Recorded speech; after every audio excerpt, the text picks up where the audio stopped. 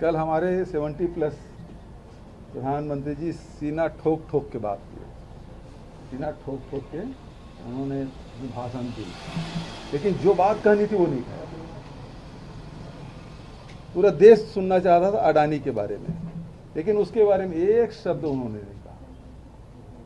LIC के पैसे डूब रहे हैं, SBI के पैसे फंसे हुए हैं, इसके बारे में प्रधानमंत्री जी ने एक शब्द नहीं कहा। बजट तो सब सीना ठोक ठोक के बात की। अच्छा लग रहा था भाषण, सीना ठोक ठोक के बात कर रहे थे।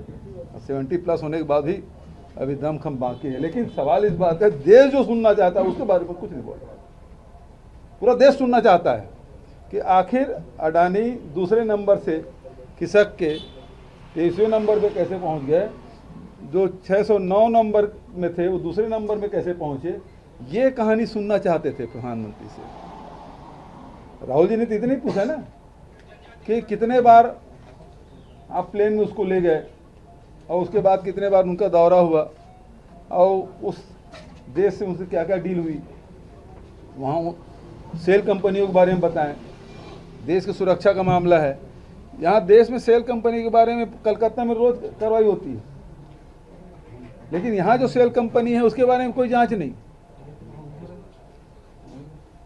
सवाल इस बात का है कि ED, IT, CBI के जो उपयोग दुरुपयोग जो भी कहें, भले एक जीविका कंपनी की तरफ से खंडन आ गया, लेकिन वो तिथि तो बताएं, क्या जब डील हुई उसके ठीक पहले उसके यहाँ IT और ED का रेट नहीं हुआ था, और जो कंपनी खरीदे हैं उसमें IT, ED का रेट नहीं हुआ था। वो सारे दस्तावेज हैं, चीख चीख के कह रहे हैं कि IT, ED के रेट के बाद ही ये सारी संपत्ति हैंडओवर हुआ अडानी को।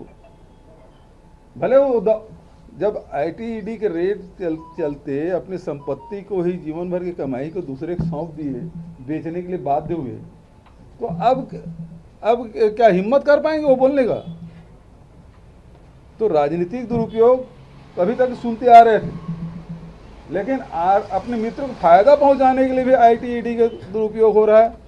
ये राहुल जी ने लोकसभा में बात कही है, ये महत्वपूर्ण है। राज्यपाल जी के व्यक्तिगत रूप से मैं बहुत सम्मान करता हूँ, मेरी बड़ी बहन की तरह, लेकिन जहाँ राज्य के लोगों के हित की बात है और खासकर नौजवानों के हित की बात है, क्योंकि आरक्षण का लाभ इन्हीं वर्ग को मिलना है, चाहे ST हो, SC हो, OBC हो, EWS हो, इसको मिलना है।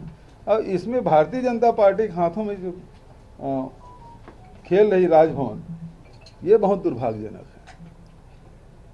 और बात यह है कि यदि विधानसभा से जो बिल पारित हो, या तो उसे आप लौटा दें या हस्ताक्षर करें या अनंत काल तक रख सकते हैं। इस बात को मैं बार बार मैंने कहा। चौथा काम उसमें नहीं है आपका, 3 ही काम कर सकते हैं उस धारा के तहत, सेक्शन 200 के तहत, आर्टिकल 200 के तहत केवल वही है कि या हस्ताक्षर करेंगे, वापस विधानसभा वापस करेंगे या अनंत काल तक रोक सकते हैं।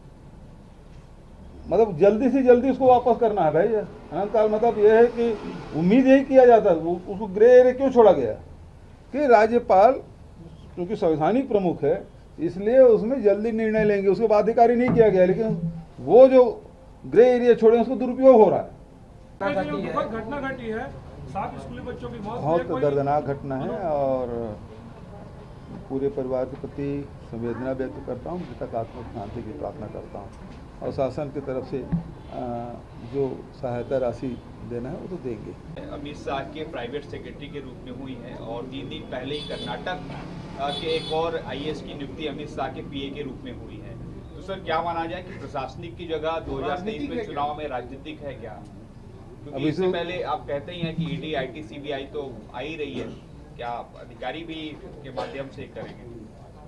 अब इसको ये सवाल तो उनसे पूछा जाना चाहिए कि जहाँ चुनाव हो रहे हैं वहीं की अधिकारी की नियुक्ति क्यों हो रही है, तो ये सवाल तो उनसे पूछा जाना चाहिए, मैं इसका जवाब नहीं देता। पैसे कैसे नहीं मिलेंगे भाई?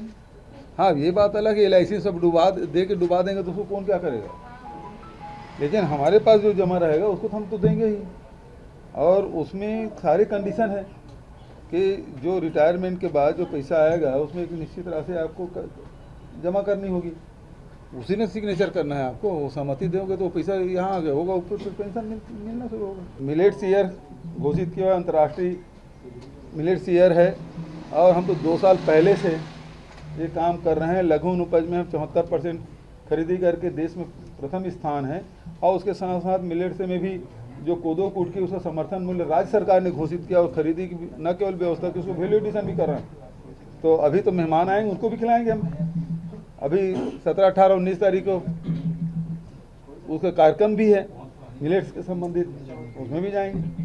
मिलेट्स कार्निवाल है, उसमें भी शामिल होंगे। ये नेता जाते हैं, फिर दिल्ली में बैठक होती है और हमारे प्रदेश के भारतीय जनता पार्टी के नेताओं को फिर घर आने का काम होता है। एक बार फिर से उसकी पुनरावृत्ति होगी। आज मैन पार्ट सरगुजा और उसके बाद यहाँ अध्या साहु समाज के सामूहिक विवाह है शामिल, और शाम को फिर पीटीआई वालों का कार्यक्रम है। आप लोगों की तरफ से कुछ सवाल?